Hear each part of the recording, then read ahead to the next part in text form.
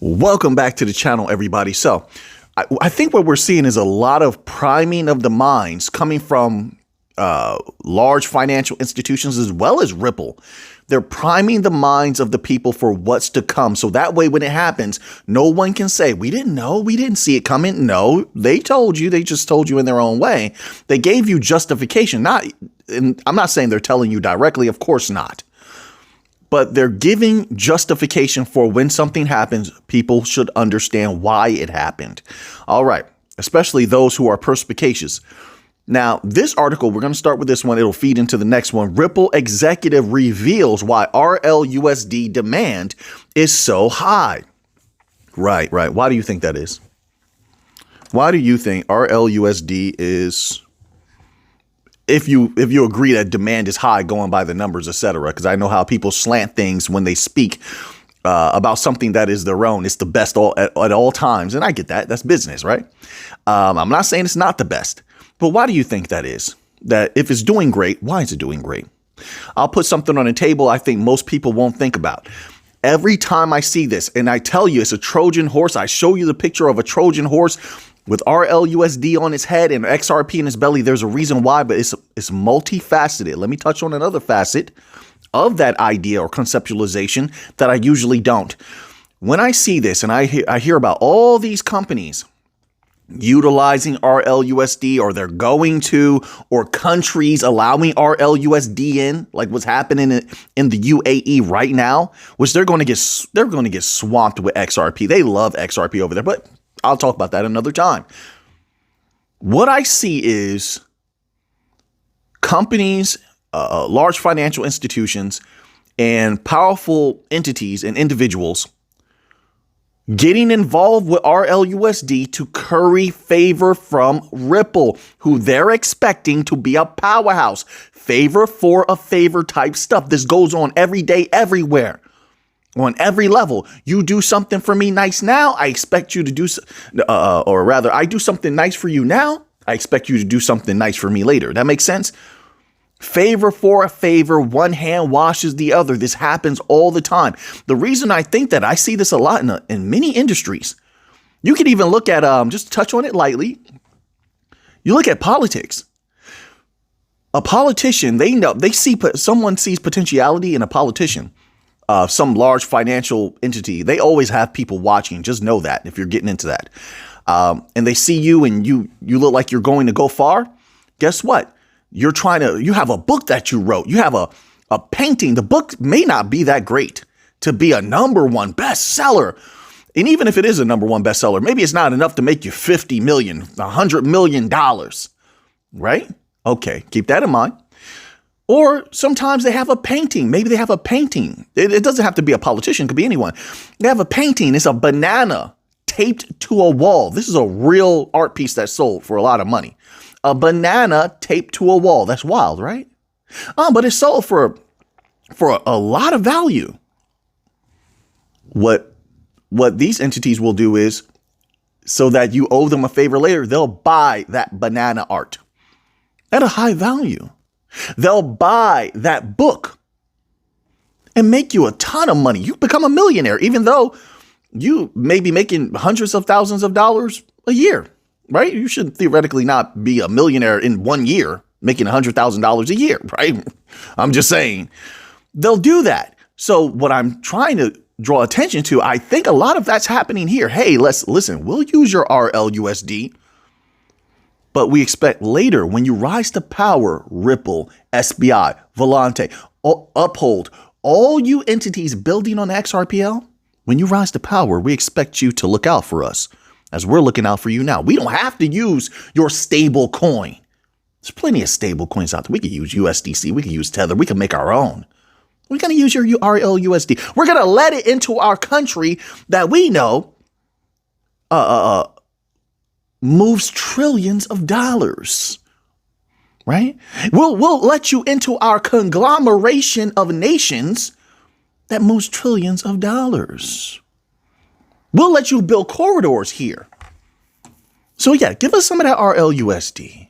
Yeah, give us some of that. We know that XRP comes with that. We'll take some of that as well. That's all those proxy buys. Oh, 716. Whoopsie. Hit the light.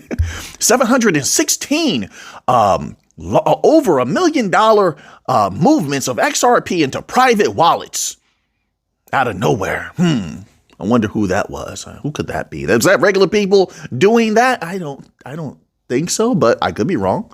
You tell me. That's what this is. That's why it's hot. Everyone's getting in position for the new kid on the block, the new power on the block. One of the new kings, the chosen one, as people like to say, XRP, or the ones that push it forward, Ripple, SBI, Uphold, Volante, whoever. There's going to be a lot of them. A lot of them going to use XRP and build on XRPL. We won't even know. They'll keep it quiet. Remember, they can use XRP without any of those companies. That was the brilliant part. That was brilliant on their behalf. Let anybody build and just, and when it comes to financial institutions, they could do that with no problem whatsoever, especially given the problems they're having, this war that they're having in the banking system. And they're trying to go away from small and medium-sized banks, even large commercial banks. You want to be real. Read those documents. Did you see the documents I posted? Look at that. And you can see where everything is going. You just got to read through them all. I want people to see that for themselves. You can make up your own mind, but it lays it out for you. You can see where everything is heading. But did you see that? Check out that post. But anyway, as they're going away from the legacy system, legacy actors going away from the legacy system, I know it's hard to believe until you see it for yourself. When you hear it from the Fed, you see it from the Fed's own information. You see it from the U.S. Treasury's, their information. We're not getting this from some just regular article writers.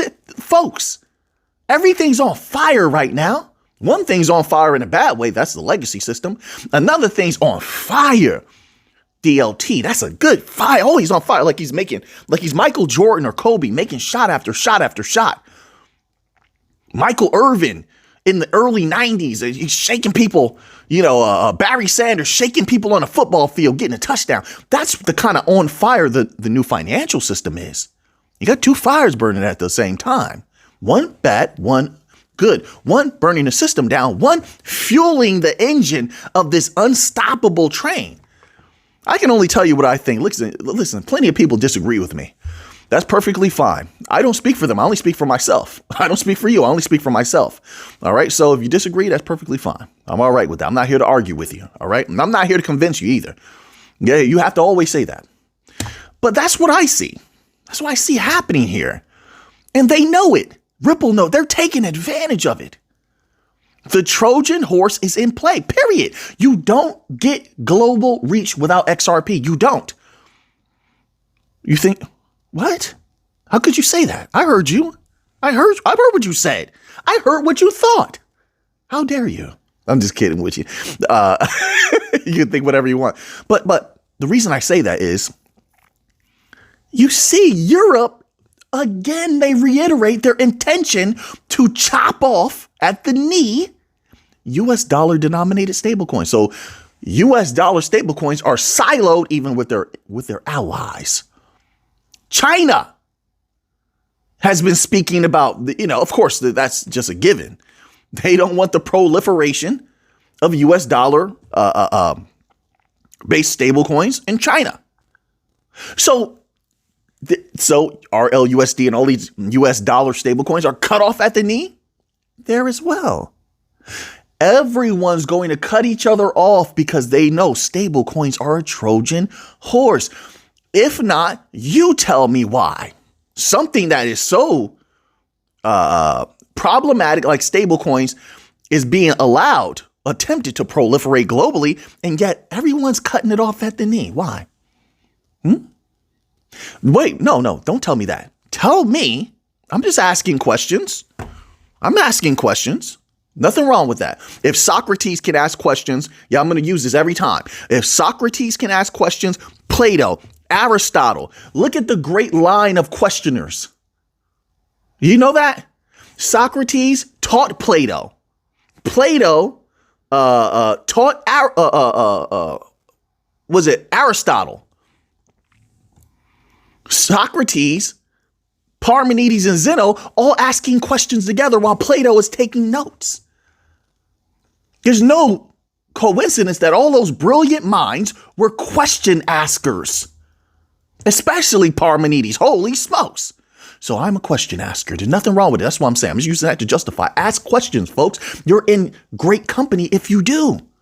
It's a sign of brilliance. But let's keep going. Wait a minute. Don't let them pull the wool over your eyes. They're definitely not pulling wool over my eyes. That's not going to happen. They want people out of XRP. We've said it before, but now you see and you understand why. It's the time of the great takeover. In my humble opinion, you don't have to agree. This is what I believe. Why would what I believe need to be what you believe? Doesn't make sense unless we both just come to the same conclusion. I'm fine with that. But let's go here. Hold on a second. Hold on. Let me read this little tidbit to you from this article. It begins here. Ripple executive. And another thing, another question. Socrates would be proud. Why are all these executives coming out in the last few days and speaking all together, all around the same time? We saw something similar happen recently as well, about 3 days back. Can you tell me why? There's no coincidence. Everything in this world is a domino effect, cause and effect.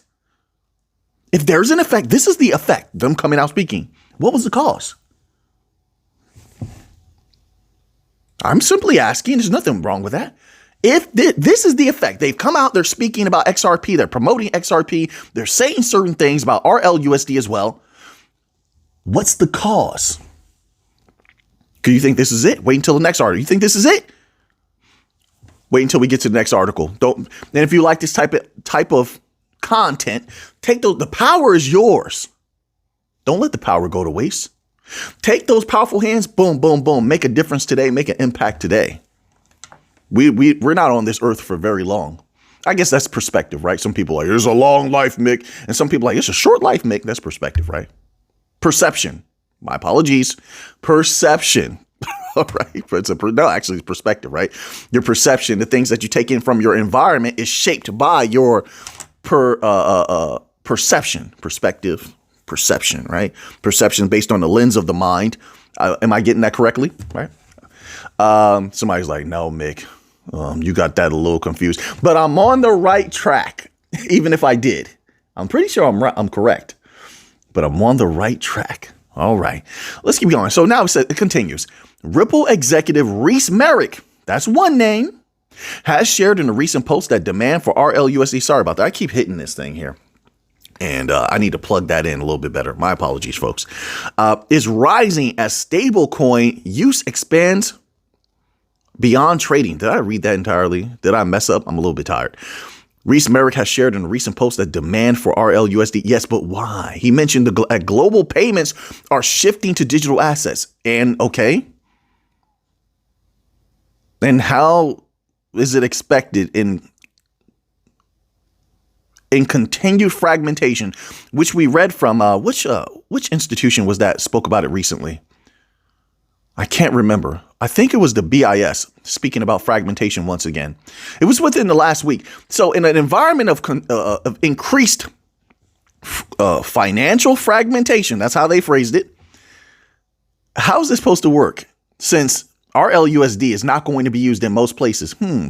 Is there another asset that carries RLUSD to where it needs to go? Another asset that converts automatically into your stablecoin on the other side? Is there something like that that makes all this function? And without it, even though for some reason, suspiciously, they don't mention it. Why? They don't want people too bullish? I don't know. You tell me.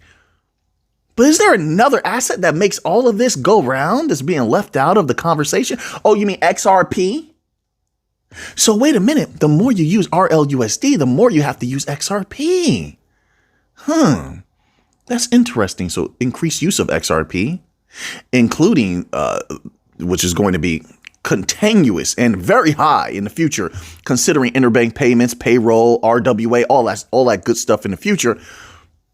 in addition to all the RLUSD support that XRP is going to have to do, because nobody wants to use RLUSD globally, China, Europe, all the allies. I mean, like, come on now. Even France, looking at the US dollar sideways, like, hey, maybe we need to lessen our use of the US dollar. That's an ally.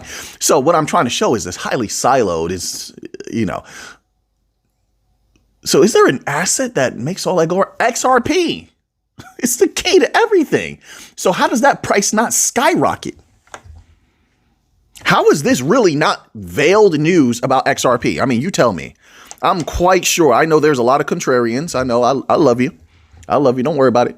It's okay. I understand the nature. But how is this not veiled XRP news? Really, what he's trying to say is XRP is doing great. In my humble opinion. And I know you immediately want to go against it. Mickey's talking about RLUS. You have to. There is the tip of the iceberg and there is that which is below. There is the superficial. And then there is that which supersedes the superficial. I don't know what you want to call that. Superficial and what is the depth of that? The opposite, or a complementary word that means something at depth. I don't know. There is that, right? Just like, give you another example. Everyone knows about the earthly, worldly thoughts, non-metaphysical, transcendent thoughts of once again, Socrates, Aristotle, Plato, Plotinus. They know all that good stuff. But do you also know that they spoke extensively about, the substratum, the fundamental substratum of all existence? As far as consciousness, right?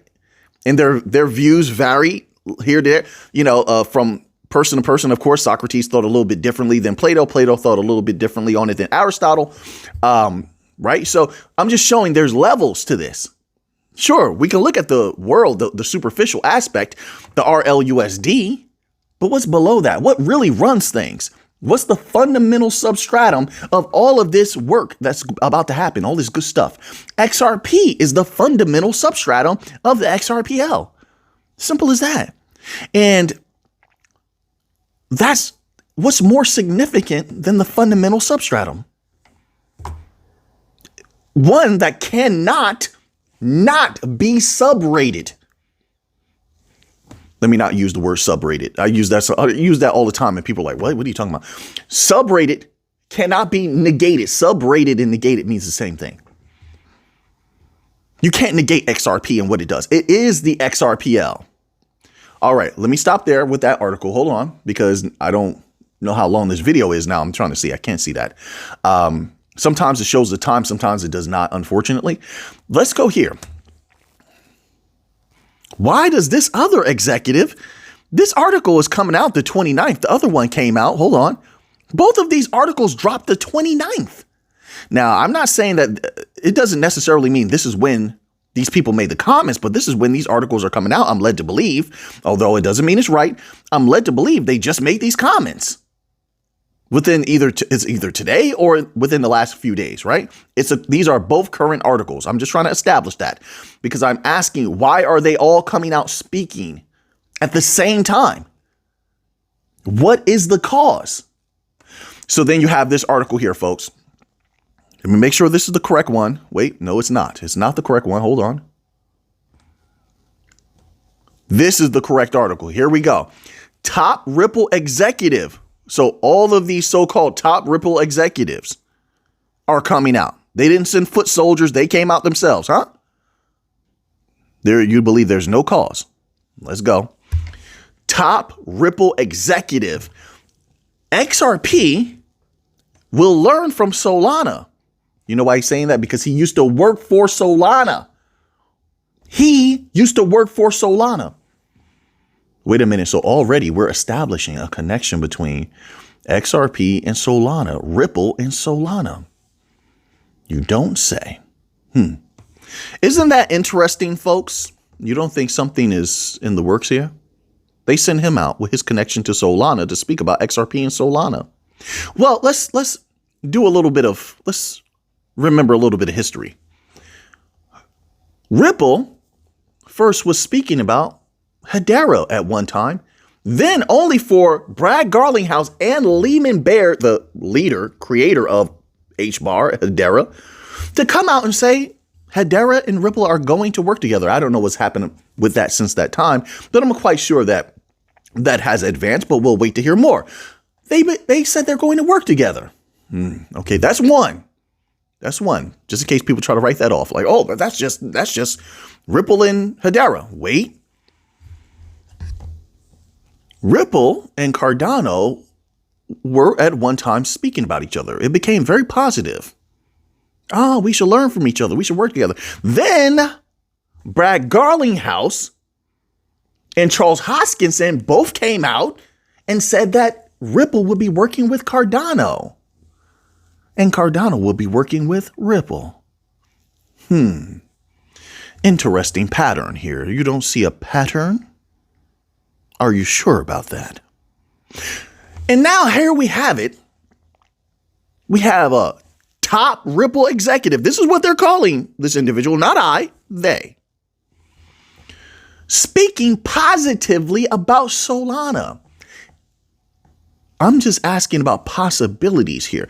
You don't think there's a possibility that this is a setup where Ripple and Solana, two top companies, just like Hedera is a top company and Cardano is a top company.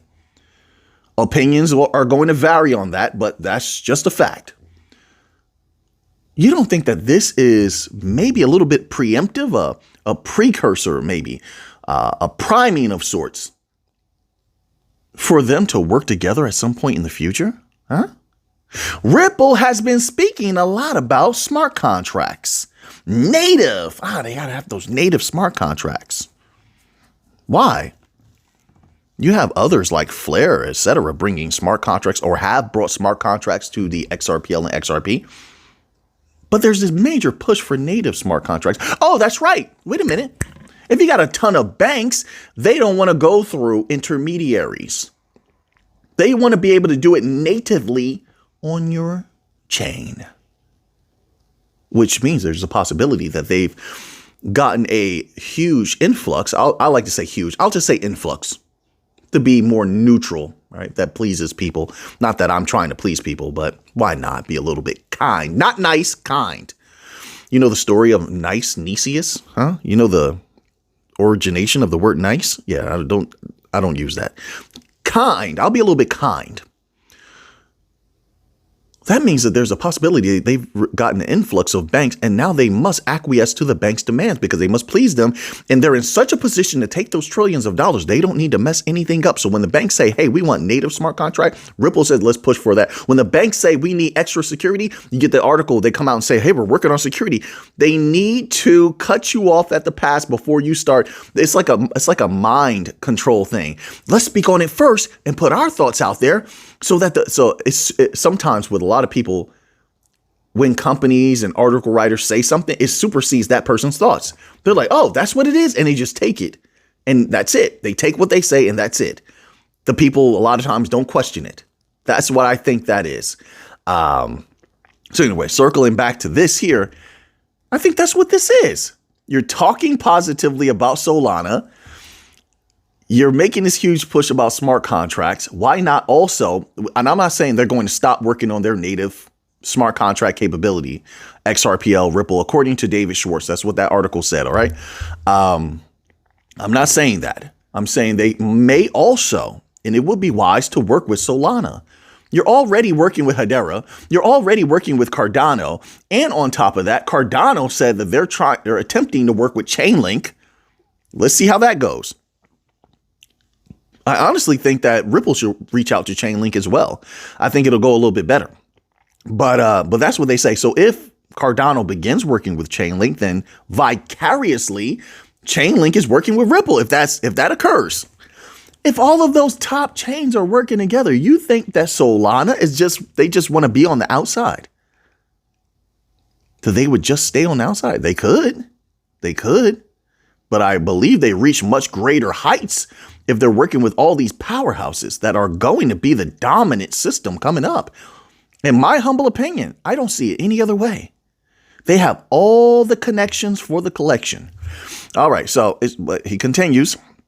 So he's speaking about his Solana background. Why? This is pretty random. What's the cause for this? Huh? Why is he just executive? You don't have better work to do, something more important, I mean? You're just going to come out and just speak about your Solana background. Why? That's interesting. That doesn't seem a little suspicious to you? The new financial system, I told you, a lot of it's going to be conglomerations. They are the new SWIFT. They are the new IMFs and etc. And that's why some, not all, a lot of the legacy system is on board, but some of them are running scared. They fear what's to come because, once again, there's a new kid on the block. There's a new king trying to sit on the throne. Prince is trying to sit on the throne, become a king. So Luke Judges is the individual's name. Ripple's global partner, success lead and director. He addresses his past involvement with Solana. Why? Why do that? I'm just scrolling through right now. Is there any justification for this? Like, you just randomly, folks, there is nothing random. There's nothing random, folks. I don't see them saying why he's doing this. Like, oh, there's smart contract. And so there's smart. Solana has had this for a long time. Why didn't you come out a year ago, 6 months ago, 2 years ago? I don't know how long this individual's been with the company. I don't work for Ripple. I don't know these people. But why now is the question. Regardless of the time that you want to say 2 months ago, he started working at this time, Mick. I don't know when he began working, but why now? Right. There's something going on, in my humble opinion. I could be wrong. You know why? You know why that's okay? It's okay to make a mistake as long as you learn from it. That's how growth is done. You just go into boxing and you just won your first fight, really. You went there, you didn't get your noodles rocked. You didn't get your brain, you didn't take that punch that makes your brain go, and your head is spinning, and you never felt like that before because it was a jab, by the way. A jab. You didn't get, really? Come on. And so you make these mistakes. You find out, okay, let me move a little bit more head movement because I don't want to get my block knocked off. Let me use my own jab like my father told me. But I'm thinking like, oh, I'm just going to go rock 'em, sock 'em robots.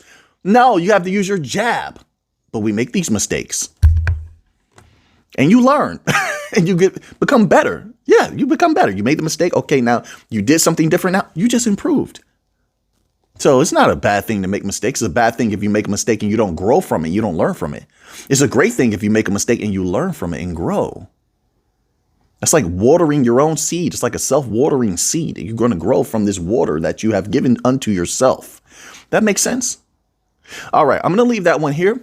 Once more, I don't want the video to get too long, but I'm assuming it's getting pretty long. All right, so I know you got time, but still, it's a respect thing. I want to respect people's time. All right, so here we go. And I hope that you're enjoying this content here. So, a little bit of Bitcoin news. This article is titled Bitcoin Pricing. Wait a minute. This is not the article that I wanted to cover. What is going on here? Hold on a second, folks. Hold on. Bear with me one moment because something is wrong here. Let me click on this one. Hold on. You know, these article writers, they're doing this thing where they change the titles of the articles, then it becomes confusing. And I think it's because the original titles, I've seen this on YouTube before, I've been through this. Your original title doesn't get enough views or clicks, or, the titles are very important. And then people will switch the title to something more eye-catching. But the original title of this article was good. So now I went to another article that had the same title, the original title. Here it is. Bitcoin investors are not remotely bullish enough. This is coming from a Bitwise researcher. Okay. I agree with that.